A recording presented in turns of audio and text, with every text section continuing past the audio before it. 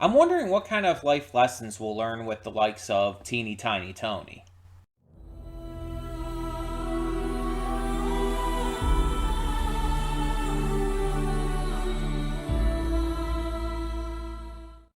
Hey everyone, welcome to Prince of the Gate. I'm your host Connie, and today we are here with episodes 4 and 5 of Arlo.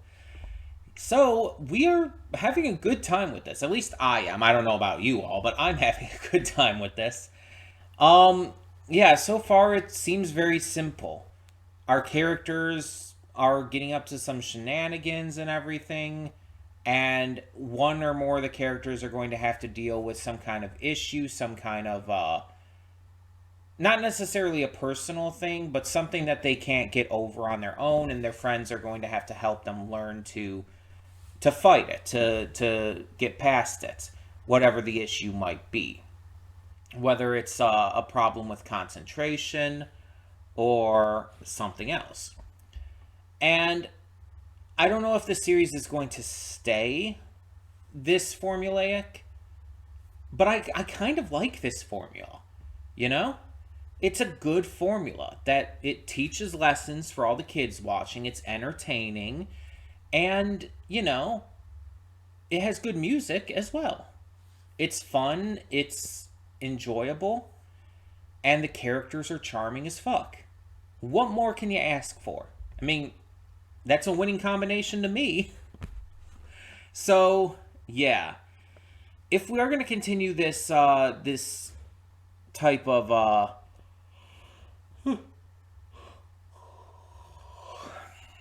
formula, then I assume we're going to get these kind of things from all the characters.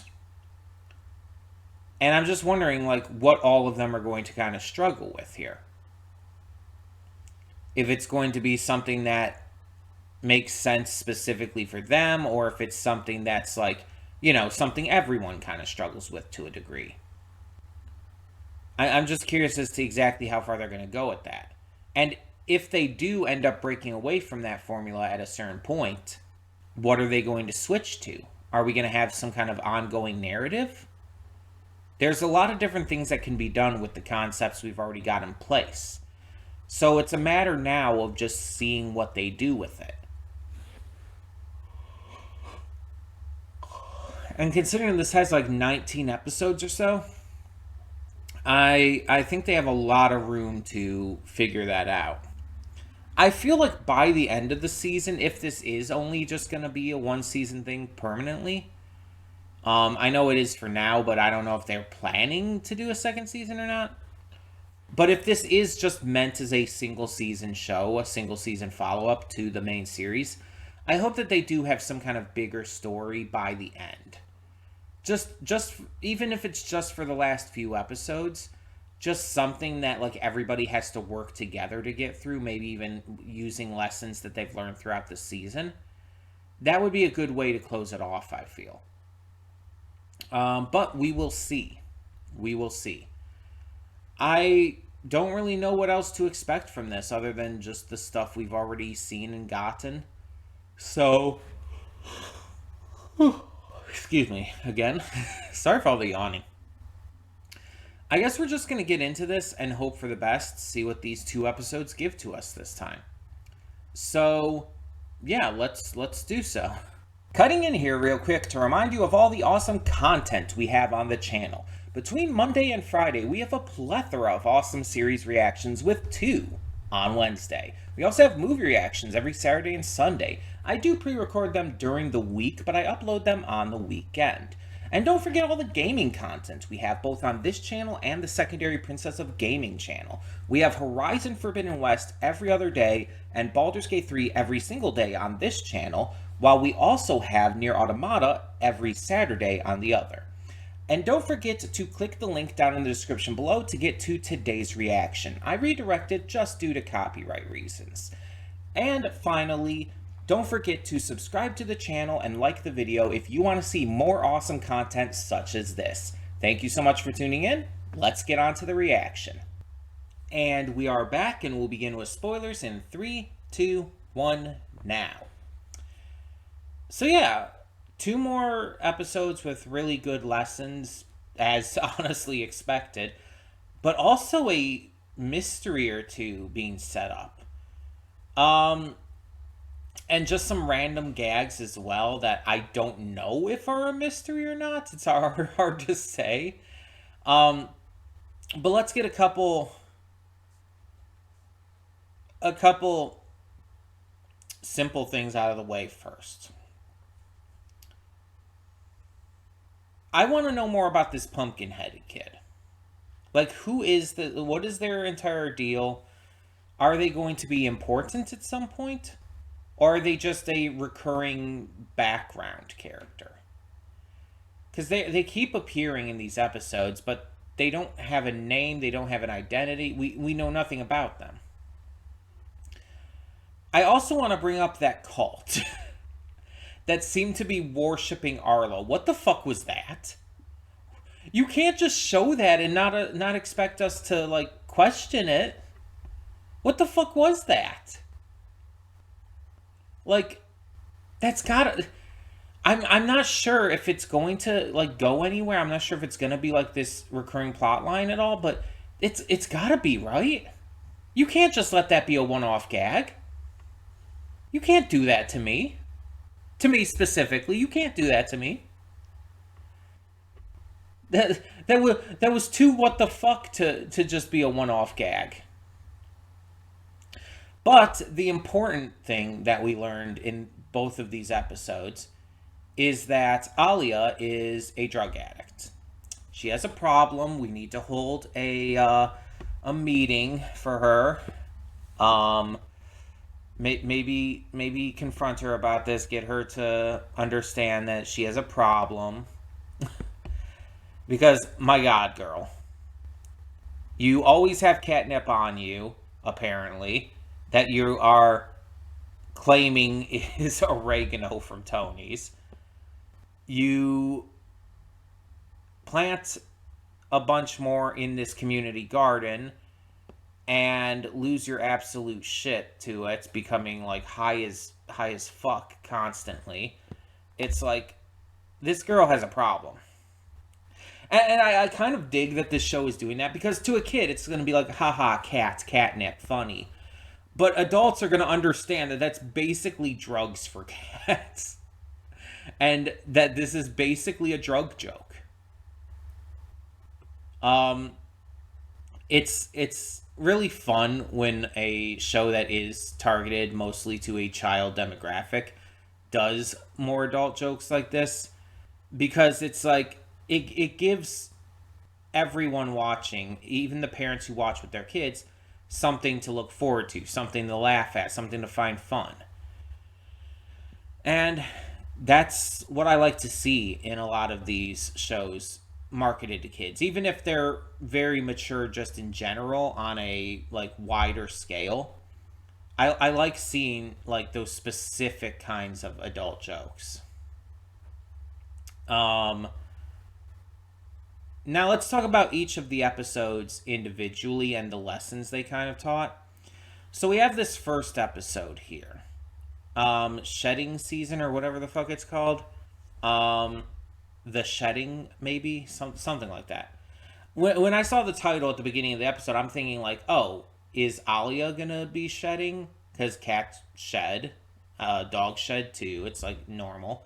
But no, it was about Arlo shedding his skin, which I guess alligators can do. I'm not like the most knowledgeable about all of that. I admit I love reptiles and everything. I absolutely adore them, and I know there's a lot of them that can shed. I just wasn't sure if alligators could, but I guess they do.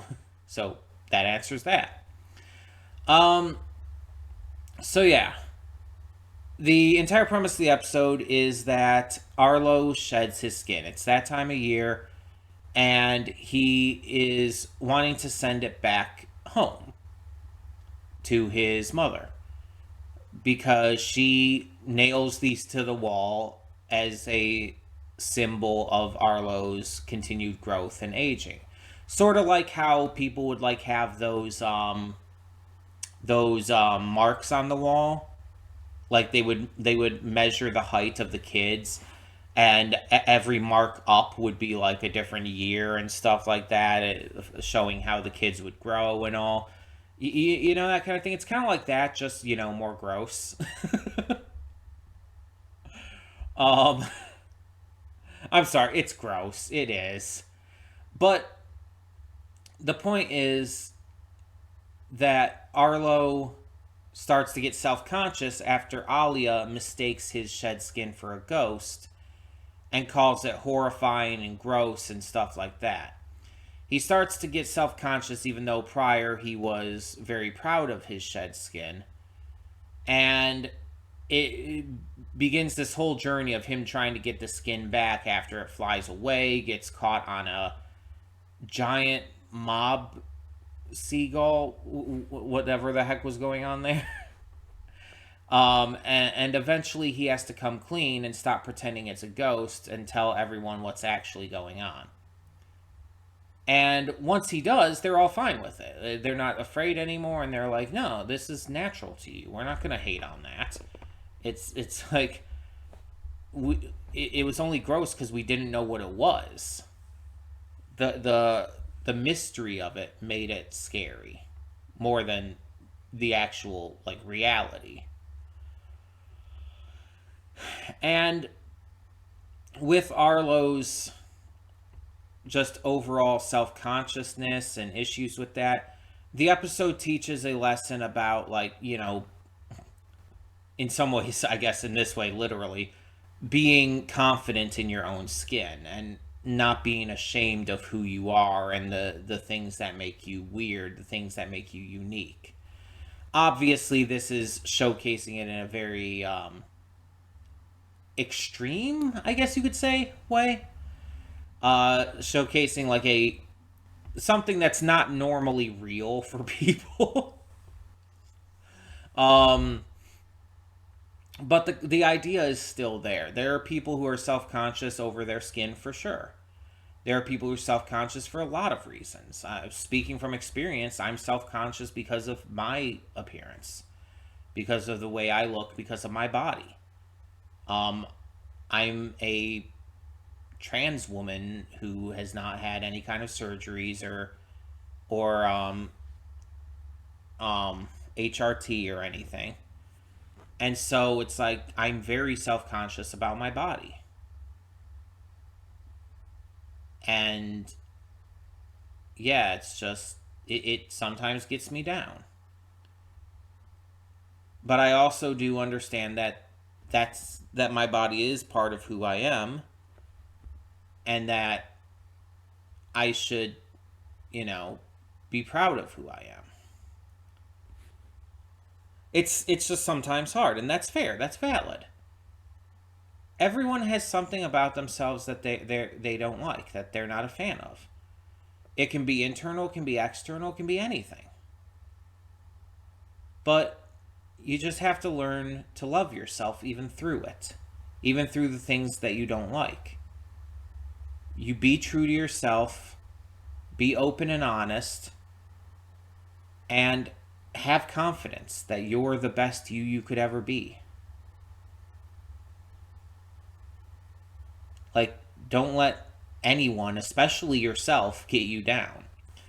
It's a great lesson that a lot of people have to learn, and this definitely is one that translates to both adults and kids who struggle with this issue. So, that's pretty great. But the ending of the episode had this really wild um what would you call it, hint, like foreshadowing. That's a good word. This really wild foreshadowing. Someone is watching Edme. We don't know who, we don't know why, but that is definitely foreshadowing a major plot development in the future. So that's going to be interesting to see when that ends up coming to fruition. The fact that we're getting that information now, you know what this kind of reminds me of? Owl House. Remember how in Owl House we early on, pretty early on in the series, in season one, we got that letter that we saw that Camila had. and it was supposedly from Luce, but it was misspelled and crossed out before getting it right. And while that ended up working out extremely well in the end, it's like that was a really early foreshadowing to something that wouldn't be revealed until the middle of season 2. It was a big deal, and it took some time to reveal it. In fact, there was even another little hint at that, another little moment to build up to that before it was actually fully revealed. And I'm wondering if that's how it's going to be done here. If they're going to have like a couple little hints to the ongoing narrative before it actually becomes a thing. And that would be cool. That would be pretty cool. Hell, actually, I think Centaur World did the same thing with the Nowhere King. I believe that was set up a couple times beforehand, too. So, yeah. A lot of shows have done stuff like that, though, to be fair. Let's talk about the second episode, the community garden episode. So Birdie has this little garden all to herself where she goes to relax. Arlo finds it, and he gets the idea to turn it into a community garden for everyone. And it ends up being a big success, but Birdie loses her alone time. She loses her spot that she used to spend some time alone, away from everyone else, and just relax. And the thing is, Arlo didn't understand. He didn't get what the issue was. She had to sing it to him, his language, basically, in order for him to get it. And the funny thing is, he didn't get it in the end. But that's the point. Arlo is an extreme extrovert, and this is something we saw in the first episode. This is basically a continuation of the first episode. Arlo is an extreme extrovert. He not only thrives on having constant communication and interaction with his friends, but he kind of needs it. He doesn't really function well without it, and he has a lot of trouble just being able to, focus or do anything if he's not around others. And there are people like that.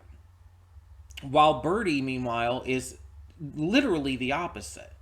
She's a heavy introvert. She's an extreme introvert. I don't want to I'm not trying to make fun of her weight. I cannot make fun of her weight. I didn't mean heavy in that regard, but let's move on. She's an extreme introvert to the point where it's like she'll spend time with people, with her friends and all. She's definitely coming out of her shell a lot in that regard, but she definitely still wants her alone time. She wants time to just relax and refresh herself, to just enjoy some time on her own. And the thing is, Arlo doesn't understand that, and he never learns to in this episode, and that's important as well. This episode doesn't put one of them above the other as being more important or more valid. Both points are seen as equally valid. Arlo even says, it's like, I don't understand this, but I don't need to. I don't need to understand this to see your point of view, to listen to you, to understand that you need this. And this is something I've talked about before, but this is something I've struggled with a bit. I think I talked about this in the first episode, actually. Because I'm more like Arlo. I'm a big extrovert. I like being around people. I'm shy in real life, but I love being just around people, even if I'm not like doing a lot of talking and stuff. And because of me being like this, there are people in my life, most notably my sister, who is the opposite. My sister is an introvert and she likes her alone time. I don't understand that. It makes no sense to me. I get extremely anxious when I'm alone. Like, extremely anxious. It's something I don't and can't get. But I also have to respect that she wants her alone time. I can't and won't force her to spend time with me outside of the times that we kind of already agreed to do. So it's definitely a good lesson for a lot of kids to learn, especially because kids won't get this a lot of time. Most kids tend to be more extroverted, and they become more introverted as they grow up. It's just all that energy like is an is used as kind of an outlet for extroversion when they're young, and some people grow out of it, some people don't. But the episode is definitely like showing to these young kids that sometimes you have to let other people just be on their own, whether adults, whether other kids, your siblings, etc. And that's a very good message. It showcases both sides of this argument, showcases why both aren't bad. Neither are bad. They both deserve to be respected and seen as valid. And that's great. And in the end, Arlo and the rest of their friends help build Birdie a rooftop alone space for her and only her. And she loves it. She absolutely adores it. Because not only did it come from Arlo's heart and genuine desire to make right on the mistakes that he made, but it's exactly the kind of thing she wanted in the first place. A space only for her where she could just go and relax and not have to worry about things. And with all of her friends knowing about it, it allows her to have that privacy at different points. And Arlo's other idea that he had earlier on in the episode, where it's like, we could have like birdie only hours at the community garden. It's like, that's not a bad idea. It's not a bad concept at all. Like, the idea is definitely there, but it's not quite enough, because the problem is Birdie doesn't necessarily know when she's going to need or want those alone times. It might be at different times every day. It might be just randomly strewn about. So, like, having a specific time isn't necessarily going to help. It's a matter of Birdie just needs her own space. And again, this was something that was in the first episode too, with her wanting her own place and Arlo wanting to combine their places. And I mentioned with that episode, it's like I was a little disappointed that they didn't address things better there. That Birdie just kind of went along with it in the end and didn't like acknowledge that she needed her own space or whatnot in the end. But this is something, at least. It's not exactly like fixing that problem from the first episode, but it at least gives us some kind of resolution to that, I guess you could say. So it's better than it could be. It has some kind of conclusiveness to it. But that all being said, let me know in the comments below, what did you think of these two episodes of Arlo? Let me know your thoughts down below. And for now, I'm Connie, and I'm signing off. See y'all next time.